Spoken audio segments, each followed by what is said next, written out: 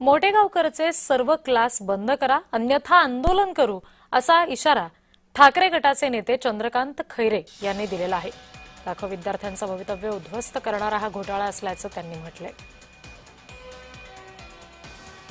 आज मोटेगावकरांच्या मुळे सुद्धा त्या ठिकाणी आज लाखो विद्यार्थ्यांचं नुकसान झालेलं आहे आणि हे जर असे धंदा करत असेल तर यांच्या सगळ्या मोटेगावकर क्लासेसला बंद करून टाकलं पाहिजे। इथून तिथून सगळे क्लासेस बंद करून टाकायचे।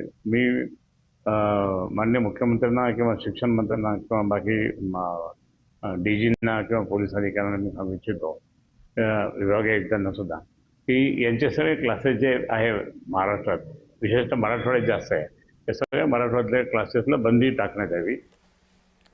या संदर्भात प्रतिनिधी विजय चिडे आपल्याला आणखी तपशील देत आहेत। विजय,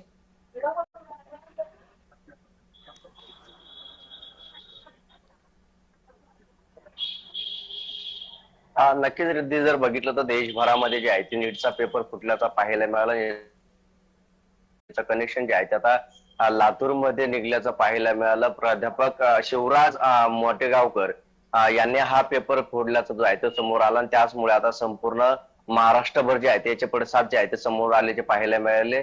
सीबीआयने त्याला अटक केल्यानंतर त्याच्या राज्यभरामध्ये असणारे क्लासेस जे आहे ते बंद करण्यात यावे अशी मागणी घेऊन आता सर्व पदाधिकारी राजकीय नेत्यांनी आता आक्रमक तिढा घेतल्याचा पाहायला मिळाला।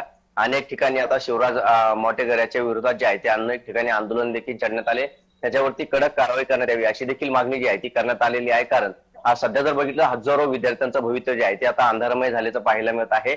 नीटचा पेपर फुटल्यामुळे आता या ठिकाणी मोठ्या संकटाचा सामना जो आहे तो या विद्यार्थ्यांना करावा लागत आहे। त्याच्यामुळेच हे क्लासेस बंद केले जावेत अशा पद्धतीची ठोस मागणी केली जाते। विजय, तुम्ही आमच्याशी असेच जोडलेले राहा।